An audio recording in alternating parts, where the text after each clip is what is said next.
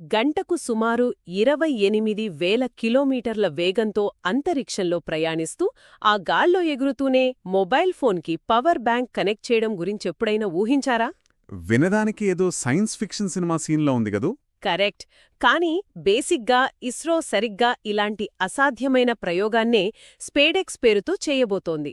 ఇది కేవలం ఒక ప్రయోగం కాదు, భవిష్యత్తులో అంతరిక్షంలో మనుషులు జీవించడానికి వేస్తున్న అతిపెద్ద అడుగు. అవును, చాలా కీలకమైన అడుగు. ఈరోజు మనం డాక్టర్ యూపీఎస్సీ రూపొందించిన సైన్స్ అండ్ టెక్నాలజీ నోట్స్ ఆధారంగా ఈ లోతైన విశ్లేషణను మొదలుపెడదాం.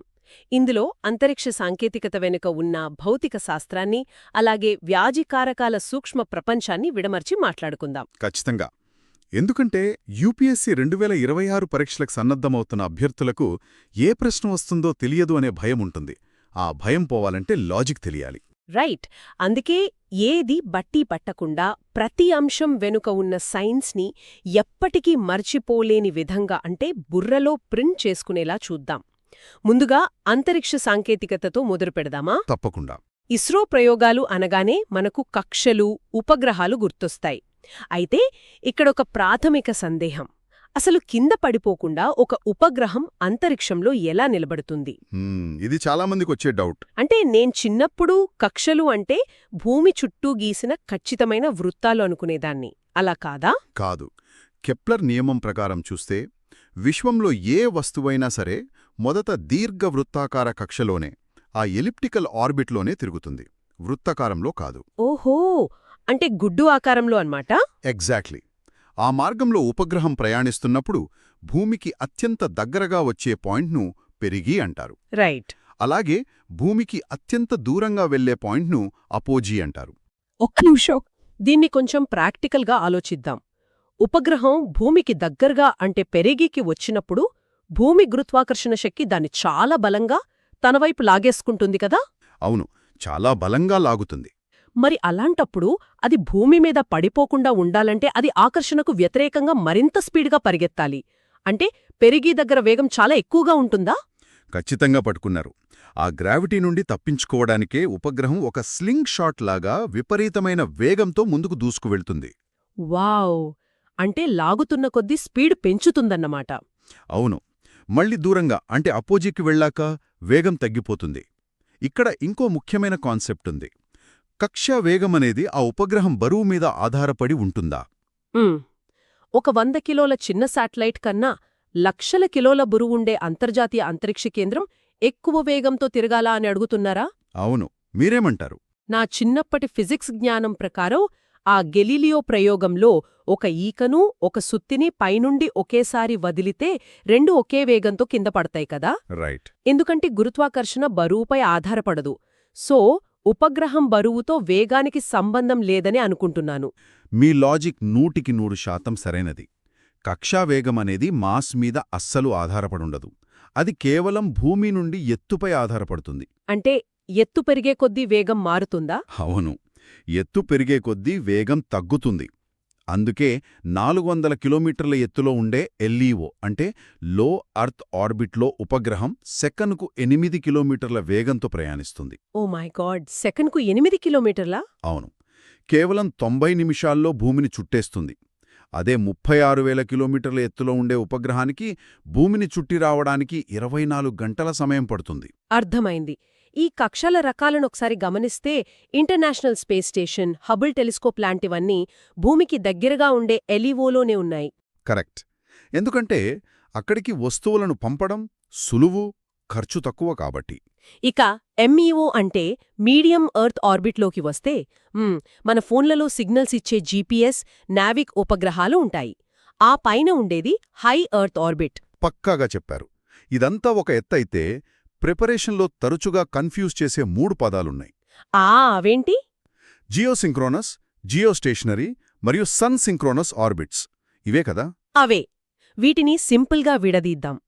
జియోసింక్రోనస్ అంటే భూమి తన చుట్టూ తాను తిరగడానికి 24 గంటలు ఎలా తీసుకుంటుందో ఆ కక్షలోని ఉపగ్రహం కూడా ఖచ్చితంగా 24 గంటల్లోనే రౌండ్ వేస్తుంది. అంటే టైమింగ్ మ్యాచ్ అవుతుంది. అవును. కానీ అది భూమికి ఏ కోణంలోనైనా తిరగొచ్చు. అయితే జియోస్టేషనరీ అనేది దీనికి అడ్వాన్స్డ్ వర్షన్. ఇది ఖచ్చితంగా భూమధ్యరేఖకు అంటే ఈక్వేటర్కి సరిగ్గా పైన మాత్రమే ఉంటూ తిరుగుతుంది.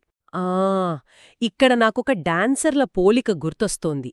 జియోస్టేషనరీ అంటే ఒక పెద్ద స్టేజ్ మీద భూమి అనే డాన్సర్ గుండ్రంగా తిరుగుతుంటే సరిగ్గా నడుమ ఎత్తులో ఒక ఉపగ్రహం కూడా అదే వేగంతో స్టెప్పులు వేయడమన్నమాట. చాలా చక్కటి పోలిక. వాళ్ళిద్దరూ ఒకే స్పీడ్తో ఒకే డైరెక్షన్లో తిరుగుతూ ఉంటారు కాబట్టి భూమి మీద ఉన్న మనకు ఆ ఉపగ్రహం ఆకాశంలో కదలకుండా ఒకే చోట స్థిరంగా పాతుకుపోయినట్లు కనిపిస్తోంది కదా. ఎగ్జాక్ట్లీ. ఆ కదలకుండా స్థిరంగా కనిపించడం వల్లే దాన్ని స్టేషనరీ అంటారు. వాతావరణ అంచనాలకు మనం ఈ కక్షనే వాడతాం. అవును, ఒక తుఫాను తీరం ఎలా దాటుతోందో నిరంతరం చూడాలంటే మనకు ఆకాశంలో ఒక స్థిరమైన కెమెరా కావాలి. దానికి జియోస్టేషనరీ బెస్ట్. రైట్. ఇక మూడవది సన్ సింక్రోనస్. ఇది సూర్యుని లైటింగ్తో సింక్ అయి ఉంటుంది. అంటే ఒక ఉపగ్రహం ఢిల్లీ నగరం మీదుగా ప్రతిరోజూ ఉదయం సరిగ్గా 10 గంటలకే దాడుతోంది. ఓహో, రోజూ ఒకే టైం ఒకే సూర్యకాంతి ఉంటుందన్నమాట. అటవీ విస్తీర్ణం లాంటివి పోల్చి చూడ్టానికిది బాగా ఉపయోగపడుతుంది కదా. అవునండి. సరే, కక్షల గురించి క్లారిటీ వచ్చింది. ఇప్పుడు కక్షలతో సంబంధం లేని అంతరిక్ష పార్కింగ్ స్పాట్స్ గురించి మాట్లాడుకుందాం. అవే లాగ్రాంజ్ పాయింట్లు. అసలు ఎక్కడైనా పార్కింగ్ చెయ్యొచ్చు కదా. ఈ 5 లాగ్రాంజ్ పాయింట్ల ప్రత్యేకతేంటి? ఇక్కడసలు సైన్స్ దాగుంది.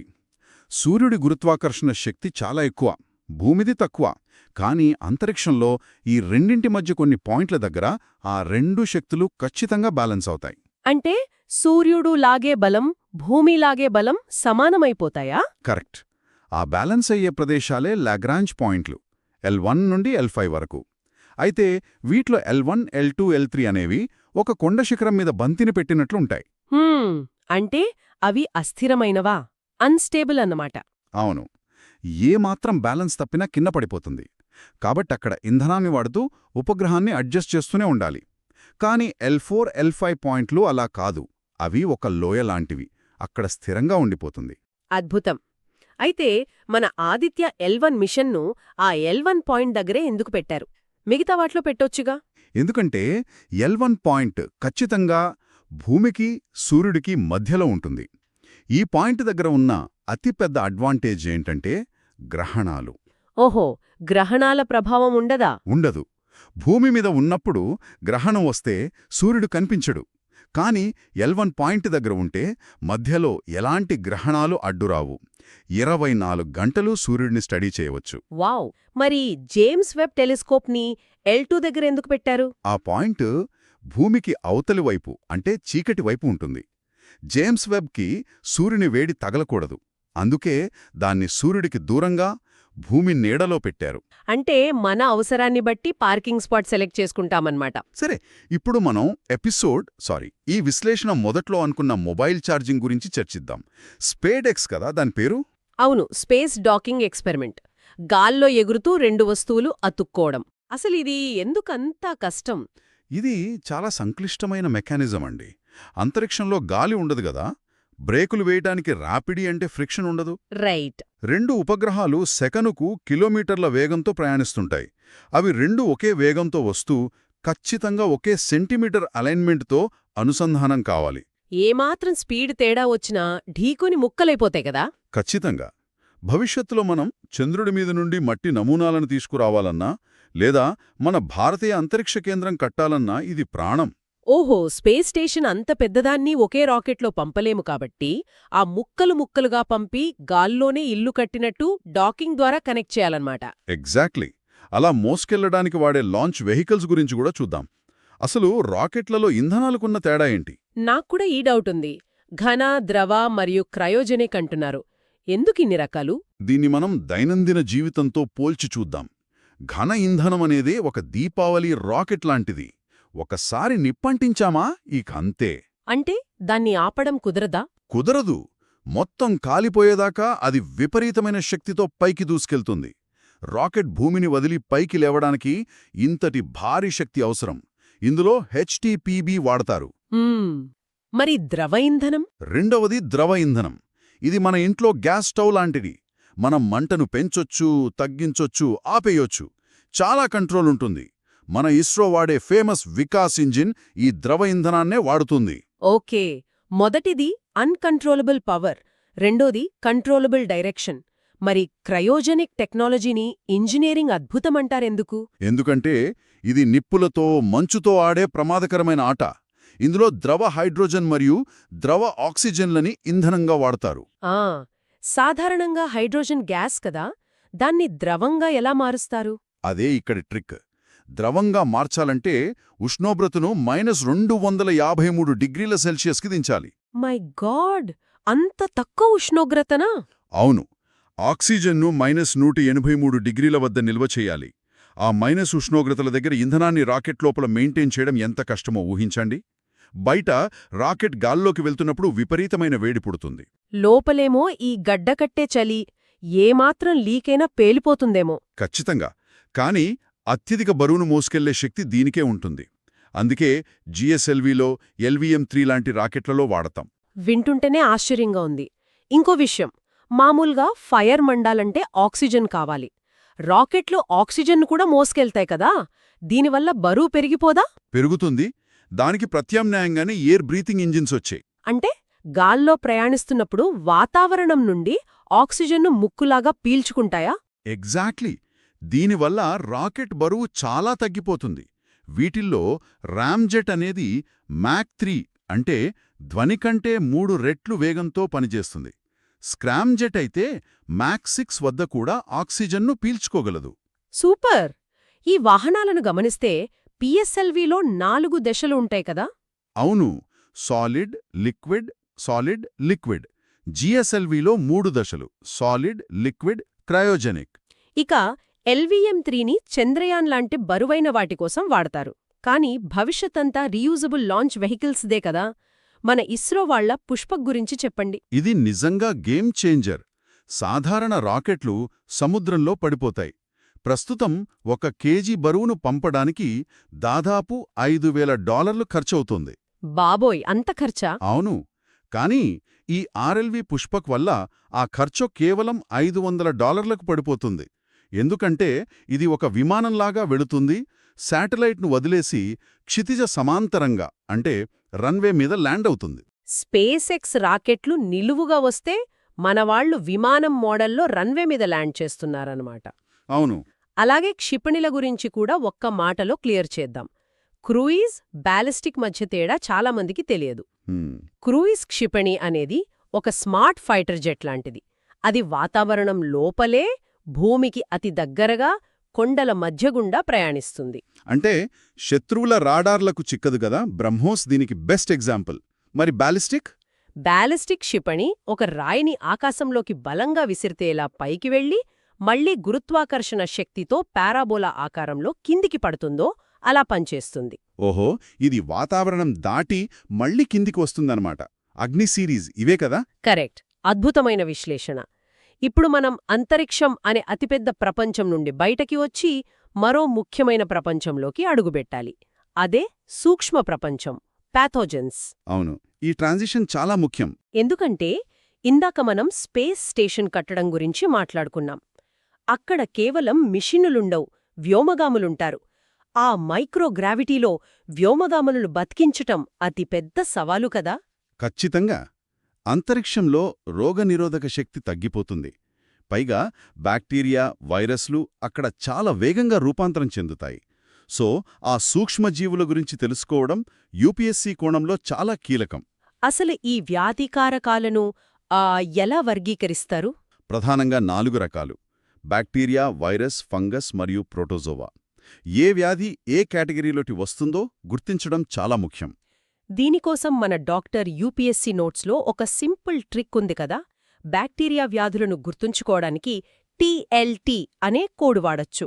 అవును, వివరించండి. T అంటే టెటానస్, L అంటే లెప్రసీ అంటే కుష్ఠువ్యాధి. ఇది మైకోబాక్టీరియం వల్ల వస్తుంది. మళ్ళీ T అంటే టీబీ, ట్యూబర్క్యులోసిస్. అలాగే కరెంట్ అఫైర్స్లో యాంథ్రాక్స్ వార్తల్లో నిలిచింది కదా. అవును, బందీపూర్ టైగర్ రిజర్వ్లో ఒక ఏనుగు దీనివల్లే చనిపోయింది. ఇది మట్టిలో ఉండే బ్యాసిల్లస్ యాంథ్రాసిస్ అనే బ్యాక్టీరియా వల్ల వస్తుంది. రైట్. మరి వైరస్ వ్యాధుల సంగతేంటి? వైరస్ అనేది సొంతంగా బతకలేనటువంటి ఒక చిన్న జన్యుకోడ్ మాత్రమే. కానీ ఇది మన శరీరంలోకి రాగానే కణాలను హైజాక్ చేస్తుంది. ఉదాహరణకు ఎయిడ్స్. ఇది రెట్రోవైరస్ వల్ల వస్తుంది. అంటే మన శరీరంలో వ్యాధులతో పోరాడే సైనికుల్లాంటి తెల్లరక్త కణాలను చంపేస్తుందా? ఎగ్జాక్ట్లీ. అందుకే డిఫెన్స్ సిస్టమ్ కొల్లాప్స్ అయ్యి చిన్న జలుబొచ్చినా ప్రాణాపాయమవుతుంది. అలాగే కోవిడ్, రేబీస్, పోలియో ఇవన్నీ వైరస్ వల్లే వస్తాయి. ఇక్కడ నాకొక లాజికల్ డౌట్ వస్తోంది. కోవిడ్ లాంటి కొత్త వైరస్లకు కేవలం ఏడాదిలోనే వ్యాక్సిన్ కనిపెట్టేశాం. మరి మలేరియా విషయానికొస్తే దశాబ్దాలుగా ఎందుకంత కష్టమవుతోంది? మంచి ప్రశ్న. ఇక్కడ అసలు లాజిక్ ఏంటంటే, మలేరియా అనేది వైరస్ కాదు, అలాగని బ్యాక్టీరియా కూడా కాదు. అది ఒక ప్రోటోజోవా. ఓహో, ప్రోటోజోవా. అవును. దీనికి కారణమయ్యే పరాన్నజీవి పేరు ప్లాస్మోడియం. వైరస్ అంటే ఒక చిన్న పెన్ డ్రైవ్లో ఉన్న కోడ్ లాంటిది. దాన్ని క్రాక్ చేయడం ఈజీ. కానీ ప్రోటోజోవా అలా కాదు. అంటే అది మరింత సంక్లిష్టమైనదన్నమాట. కరెక్ట్. అది ఒక పూర్తి జీవకణం. అది మన శరీరంలోకి వెళ్ళాక తన పైనున్న ప్రోటీన్ కోటింగ్ని, అంటే బట్టల్ని ఎప్పటికప్పుడు మార్చేసుకుంటుంది. అరెరే, దాంతో మన రోగనిరోధక వ్యవస్థ కన్ఫ్యూజ్ అవుతుందన్నమాట. అవును. అందుకే వ్యాక్సిన్ తయారు చేయడం తలకు మించిన భారమైంది. ఆఫ్రికాలో 90% కేసులు దీనివే. అయితే ఎట్టకేలకు ఆర్టీఎస్ఎస్ మరియు R21 మ్యాట్రిక్స్ M అనే వ్యాక్సిన్లను తెచ్చారు. అంటే శత్రువు ఎంత తెలివిగా తన రూపాన్ని మార్చుకుంటే ఆయుధం తయారు చేయడం అంత కష్టం. సరే, మరి వాటిని మనదాకా తీసుకొచ్చే వాహనాలు, దోమల గురించి మాట్లాడుకుందాం. దోమల్లో కూడా రకాలున్నాయా? దోమలని ఒకటే అనుకుంటాం, కానీ కాదు. ముఖ్యంగా 2 రకాలు. ఒకటి అనాఫిలిస్, రెండవది ఏడిస్ ఈజిప్టై. వీటి మధ్య తేడా ఏంటి? అనాఫిలిస్ దోమ సాధారణంగా పల్లెటూళ్లలో ఉంటుంది. ఇది రాత్రిపూట మాత్రమే కుడుతుంది. నిల్వ ఉన్న పెద్ద నీటి వనరుల వద్ద పెరుగుతుంది. ఇది మలేరియాను వ్యాప్తి చేస్తుంది. మరి ఏడిస్ దోమ? ఇది పక్కా అర్బన్ దోమ. పగటిపూట మాత్రమే కుడుతుంది. స్వచ్ఛమైన కొద్దిపాటి నీటిలో కూడా పెరుగుతుంది. డెంగ్యూ, జికా లాంటి వ్యాధులకి ఇదే కారణం. దీన్ని సింపుల్గా చెప్పాలంటే ఏడిస్ దోమ అనేది పగటిపూట తిరిగే సిటీ కమ్యూటర్ లాంటిది. అనాఫిలిస్ దోమ అనేది పల్లెటూరులో రాత్రిపూట తిరిగే నైట్ వాచ్మ్యాన్ లాంటిదన్నమాట. అవును, కరెక్ట్. చాలా మంచి పోలిక. ఇంకో ఆసక్తికరమైన విషయం, మనల్ని కుట్టేవన్నీ కేవలం ఆడదోమలే కదా, అది కూడా గర్భంతో గున్నవి మాత్రమే. మగదోమలు కేవలం మకరందాన్ని తాగి బతుకుతాయి. నిజమే. పాపం మనం బ్లేమంతా మొత్తం దోమల జాతి మీద వేస్తాం. సరే, ఇప్పుడు లివర్కొచ్చే హెపటైటిస్ గురించి చూద్దాం. ఇందులో 5 రకాలున్నాయి. అవును, ఇవి ఎప్పుడూ కన్ఫ్యూజ్ చేస్తాయి. హెపటైటిస్ ఏ మరియు ఈ అనేవి కలుషిత నీరు, ఆహారం ద్వారా వస్తాయి కదా. కరెక్ట్. ఇందులో ఏకి వ్యాక్సిన్ ఉంది. ఇక హెపటైటిస్ బి, సి, డీలు అనేవి శరీర ద్రవాల ద్వారా, అంటే బాడీ ఫ్లూయిడ్స్ ద్వారా వ్యాపిస్తాయి. హెపటైటిస్ బి వల్ల లివర్ క్యాన్సర్ కూడా రావచ్చు అంటారు, నిజమేనా? అవును. ఇది హెచ్ఐవి లాగానే వ్యాపిస్తుంది, కానీ చాలా వేగంగా అంటుకుంటుంది. హెపటైటిస్ సికి వ్యాక్సినే లేదు. ఇక్కడ అత్యంత ఆసక్తికరమైనది హెపటైటిస్ డి. దీని స్పెషాలిటీ ఏంటి? ఇది డిఫెక్టివ్ వైరస్. దానికి సొంతంగా ప్రోటీన్ కవచం లేదు. అది మన శరీరంలోకి ఎంటర్ అవ్వాలంటే ఖచ్చితంగా హెపటైటిస్ బి వైరస్ కవచాన్ని అరువు తెచ్చుకోవాలి. వావ్! అంటే హెపటైటిస్ బి ఉన్నవారికి మాత్రమే డి అటాక్ చేయగలదన్నమాట. ఎగ్జాక్ట్లీ. పరాన్నజీవిలా బతుకుతుంది. ఇకపోతే ఇన్ఫ్లుయెంజా వైరస్. ఇది కూడా ఆర్ఎన్ఏ వైరస్. ఇందులో ఏ, బి, సి, డి రకాలున్నాయా? అవును. ఏ రకం అత్యంత ప్రమాదకరమైనది. మహమ్మారిని సృష్టించే సత్తా దీనికే ఉంది. ఉదాహరణకు swine flu, bird flu. B రకం కేవలం ఎపిడెమిక్. సి రకం సాధారణ జలుబు. మరి డి రకం? డి రకం మనుషులకు రాదు, పశువులకు మాత్రమే వస్తుంది. ఓకే. సెషన్ ముగించే ముందు కరెంట్ అఫైర్స్లో ఉన్న 2-3 పదాలు చూద్దాం. నాఫిత్రోమైసిన్, టాగ్ 003 మరియు one health. Drug resistant bacteria వల్ల వచ్చే న్యూమోనియాను అరికట్టడానికి ఇండియా తయారుచేసిన సొంత యాంటీబయాటిక్ పేరు నాఫిత్రోమైసిన్. సూపర్!